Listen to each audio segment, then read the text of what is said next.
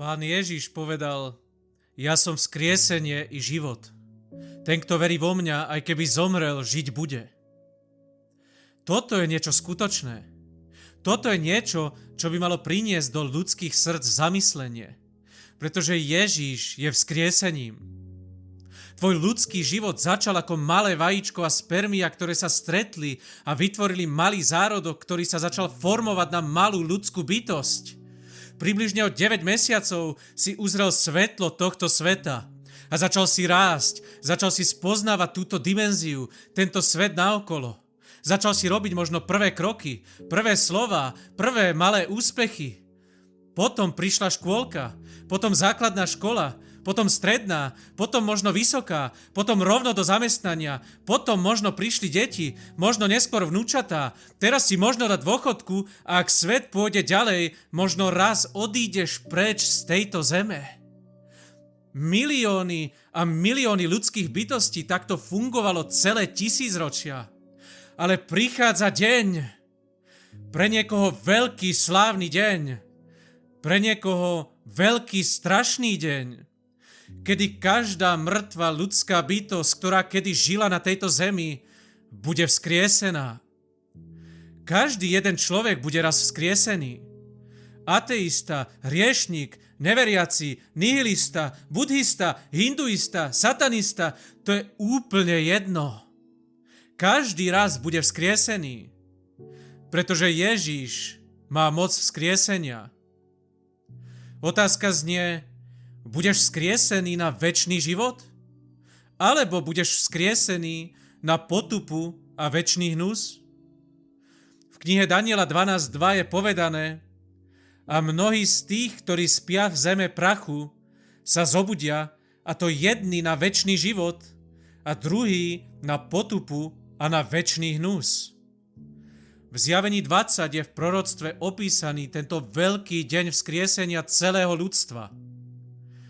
A videl som veľký trón biely i sediaceho na ňom, pred ktorého tvárou utiekla zem i nebo a miesto im nebolo nájdené. A videl som mŕtvych, malých i veľkých, stojacich pred trónom Božím.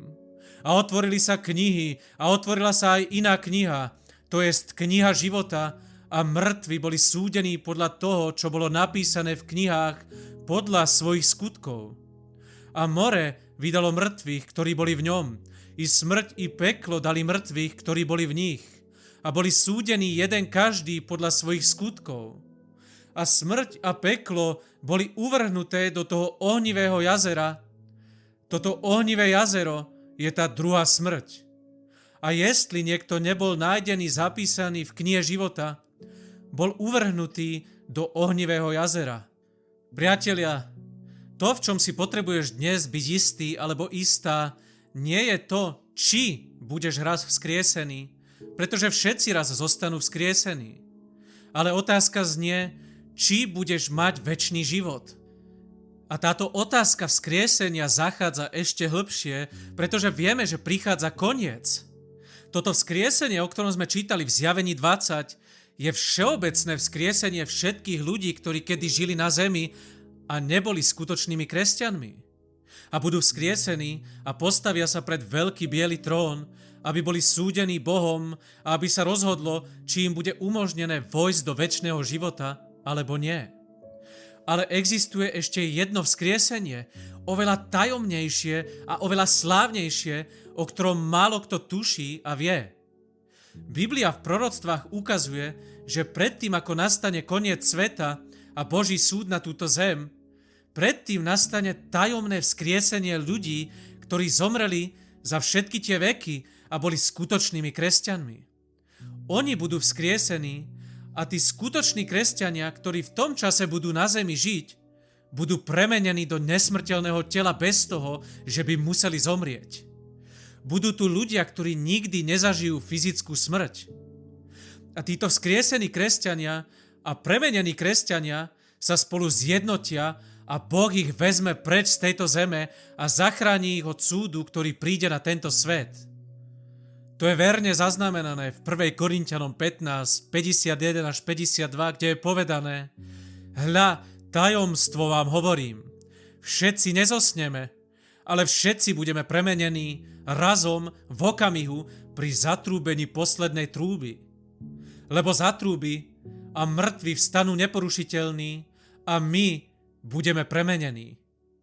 V 1. Tesaloničanom 4, 16 až 17 je tiež opísaná táto udalosť a je tam povedané: lebo sám Pán s veliteľským povelom, s hlasom archaniela a s trúbou Božou zostupí z neba a mŕtvi v Kristu vstanú najprv a potom my živí ponechaní budeme razom s nimi vychvátení v oblakoch v ústrety Pánovi do povetria a takto budeme vždycky s Pánom. Táto udalosť sa nazýva vytrhnutie a je to hlboká téma, ktorá sa nedá zhrnúť v tomto krátkom videu. Ale prezradím ti, poslucháč, ktorý si natrafil na toto video, že naozaj existuje cesta von z tohto chaosu. Jediná Bohom pripravená cesta. A to je toto. Takmer všetci vieme, alebo aspoň podvedome cítime, že prichádza koniec. A dobrá správa je, že existuje cesta von. Je to cesta, ktorá vedie do inej dimenzie. Do vyššej dimenzie. Do skutočnej božskej reality. Do prítomnosti živého, nesmrteľného Boha. Do nového tela, ktoré bude nesmrteľné, večné, mladé a nikdy choré ani unavené, ale bude dokonalé, bude originálne. Ak ťa toto video zaujalo a podvedome cítiš, že si natrafil na niečo skutočné, potom je to možno Boh, ktorý ťa volá. Ja neviem.